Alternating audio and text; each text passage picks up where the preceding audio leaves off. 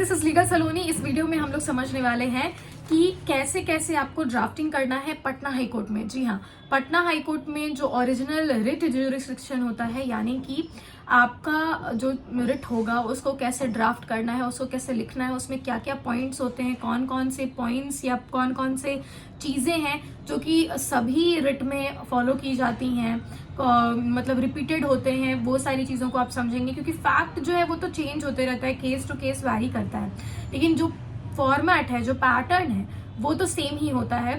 तो इसीलिए हम लोग इस पूरे 4-5-6 वीडियोस में कंप्लीट करेंगे कि कैसे कैसे क्या क्या चीज़ें इम्पोर्टेंट है रिट के लिए।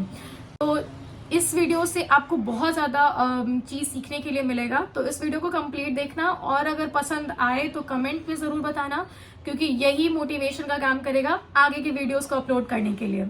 सबसे पहले मैं ये बताना चाहती हूँ कि अगर आप पटना हाई कोर्ट में जाते हैं और आपका कोई ग्रीवांसेस है, आपका कोई दुख है, तो आप डायरेक्ट पटना हाई कोर्ट में आर्टिकल 226 के तहत जाकर रिट फाइल करते हैं। रिट 5 तरीके का होता है। इन 5 तरीके के रिट के बारे में भी एक वीडियो रहेगा, जिसमें कि आपको समझ में आ जाएगा कि रिट्स होते क्या हैं और इनको कैसे कैसे यूज किया जाता है। एक होता है हेबियस कॉर्पस, एक होता है मैंडेमस, एक होता है क्वो वारंटो, एक होता है सर्शियोररी और एक होता है प्रोहिबिशन। ये 5 तरीके के रिट जो हैं वो सुप्रीम कोर्ट में भी आप डायरेक्टली जाके फाइल कर सकते हैं अंडर आर्टिकल 32, और किसी भी हाई कोर्ट में इंडिया के आप जाके फाइल कर सकते हैं अंडर आर्टिकल 226। और being a lawyer, being an advocate, आपको तो ये सारी चीजें पता होनी चाहिए कि आप 226 में तो जाके अप्लाई कर दिए, 226 में जाके आप फाइल कर दिए केस। अब क्या होगा, तो जब हम लोग रिट फाइल करते हैं तो उसके बाद कोर्ट उस पे एक हियरिंग रखती है, और पहले ही दिन ये चेक करती है कि क्या ये रिट मेंटेनेबल है कि नहीं है। और जो भी पिटिशनर होता है, जो भी केस फाइल करता है, वो ये बोलता है, ये कन्वे करता है कि हाँ, मेरा जो ये रिट है वो मेंटेनेबल है, क्योंकि ये पॉइंट है, इसके वजह से मेरे राइट को छीना गया है और मेरा राइट यहाँ पर दिया भी गया है। तो ये दोनों चीज दिखा के कन्विंस किया जाता है कोर्ट को। कोर्ट आपकी बात सुनती है और उसके बाद एडमिट कर लेती है। अब यहाँ पर आपका हो चुका है कोर्ट में आपका रिट एडमिट। रिट एडमिट होने के बाद अब जो कोर्ट है वो इशू करेगी काउंटर एफिडेविट फाइल करने के लिए।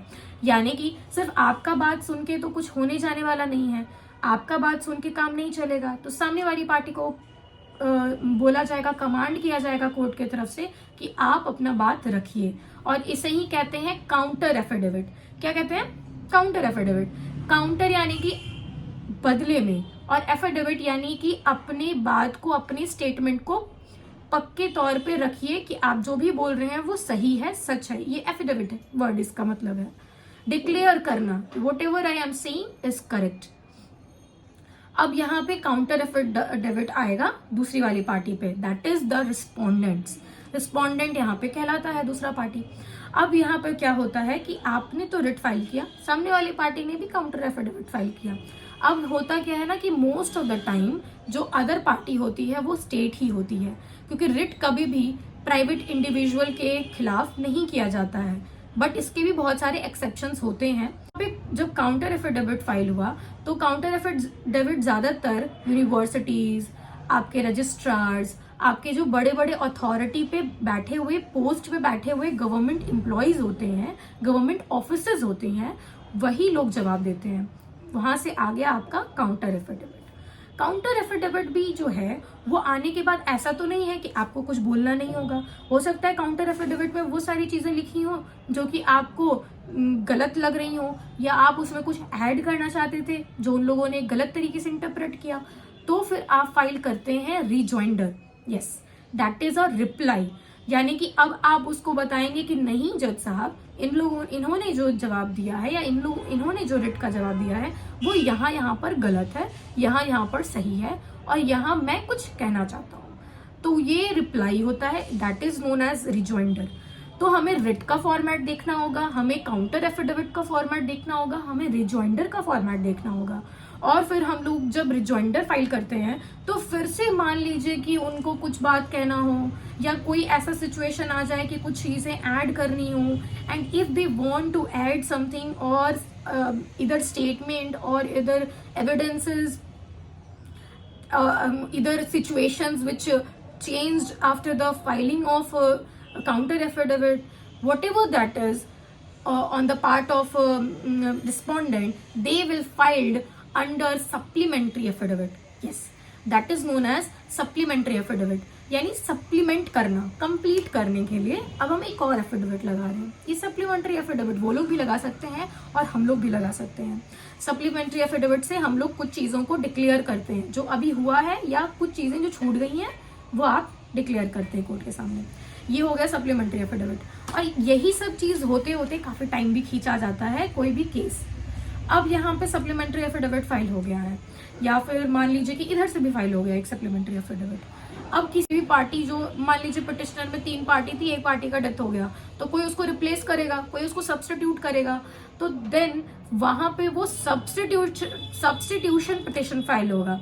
यस, सब्स्टिट्यूशन पिटिशन का भी एक फॉर्मेट है, छोटा सा फॉर्मेट है बट पता तो होना ही चाहिए. तो सब्स्टिट्यूशन पिटिशन का भी एक फॉर्मेट होता है कि आप उसमें कोर्ट को ये बताएंगे कि such and such person have died on this date and now he will be replaced by this person or that person. और फिर वहां पे आप उस पर्सन ने एफिडेविट किया हुआ होता है, पीछे साइन किया हुआ होता है, आधार कार्ड हर जगह लगना है. अब क्या एनेक्सर लगेगा वो भी बताया जाएगा. तो ये सारी चीजें हो गई, इसका भी फॉर्मेट हमें देखना होगा. फिर आता है इंटरलोकेटरी एप्लीकेशन. इंटरलोकेटरी एप्लीकेशन क्या होता है कि अगर मान लीजिए आपको बीच में ही कोई चीजें, कोई ऑर्डर चाहिए, आपको कोई कमांड कोर्ट की तरफ से चाहिए, ऑर्डर चाहिए, तो आप उसके लिए इंटरलोकेटरी एप्लीकेशन फाइल करते हैं. यानी कि आप जाएंगे और कोर्ट में ये बताएंगे कि मुझे ये इंटरिम रिलीफ चाहिए. तो इंटरलोकेटरी एप्लीकेशन का भी फॉर्मेट देखना होगा. और मोटा मोटी इन्हीं में, ज्यादातर इन्हीं 5-6 चीजों में हम लोग घूमते रहते हैं और रिट चलता है. और रिट में फिर आ जाता है ऑर्डर. ऑर्डर बहुत आ सकते हैं, 4-5 ऑर्डर हो सकते हैं, बट जो फाइनल ऑर्डर होगा वही कहलाएगा जजमेंट. और जजमेंट जो होता है वो बहुत इंपॉर्टेंट है. फिर उसको भी पढ़ना होता है, उसका भी कुछ तरीका होता है, बट वो हम लोग धीरे धीरे सीखेंगे ही. लेकिन उसका हमें फॉर्मेट जानने का जरूरत नहीं है, ऑर्डर का हमें फॉर्मेट जानने का जरूरत नहीं है, क्योंकि वो हमें फाइल नहीं करना, वो हम लोगों को बस पढ़ना होता है. और वो पढ़ के समझना होता है कि उसमें हमें क्या कहा जा रहा है, क्या कमांड किया जा रहा है, क्या वो ऑर्डर. कभी कभी ऐसा होता है, या मोस्ट ऑफ द टाइम आपको जब देखने को मिलेगा, जब वो बहुत ही भारी कोई केस होता है, तो ऑर्डर पढ़ के नहीं समझ में आता है कि ये मुझे रिलीफ दिया भी गया है कि नहीं दिया गया है. तो that is the problem of language. में भी लैंग्वेज इस तरीके से होता है कि हमें नहीं समझ आता. तो धीरे धीरे ये चीज़ें सीखते ही पढ़ती हैं, और इससे ही कहते हैं प्रैक्टिस. तो धीरे धीरे आप पेपर पढ़ते जाते हैं, रीडिंग हैबिट आपका बनते जाता है और आप सीखते जाते हैं. तो जो भी मैंने कहा, रिट, उसके बाद rejoinder, counter affidavit, interlocutory application, substitution, supplementary affidavit, ये सारी चीज़ें हम लोग फॉर्मेट एक एक करके वीडियोस में देखेंगे. तो आई होप कि आपको समझ में आ गया होगा कि रिट का जो केस है वो कैसे चलता है, क्या क्या चीज़ें होती हैं. और ये कोई एक्ट के थ्रू गवर्न नहीं होता है. और दूसरी बात, रिट में सीपीसी अप्लाई नहीं होता है. सीपीसी में लिखा हुआ है ये प्रोविजन, किस प्रोविजन में लिखा हुआ है सीपीसी के कि रिट जो है वो एक्सक्लूडेड है. कमेंट में बताना अगर आप सीपीसी पढ़ चुके हैं. अगर नहीं पढ़े हैं तो भी किसी से पूछ के या गूगल करके कमेंट कीजिए कि कहाँ पे आपका लिखा हुआ है, किस सेक्शन में लिखा हुआ है सीपीसी के कि रिट पिटिशन और writ application is excluded from the procedure of civil procedure code. तो ये आपका हो गया होमवर्क. और हम लोग अब नेक्स्ट वीडियो में हम लोग समझेंगे एक एक करके सारे जो भी मैंने बताया पिटिशंस का, एप्लीकेशंस का, कि फॉर्मेट क्या है. पटना हाई कोर्ट का, सारे कोर्ट्स का, डिफरेंट कोर्ट्स का चेंज होता है क्योंकि सारे कोर्ट्स का अपना अपना रूल होता है.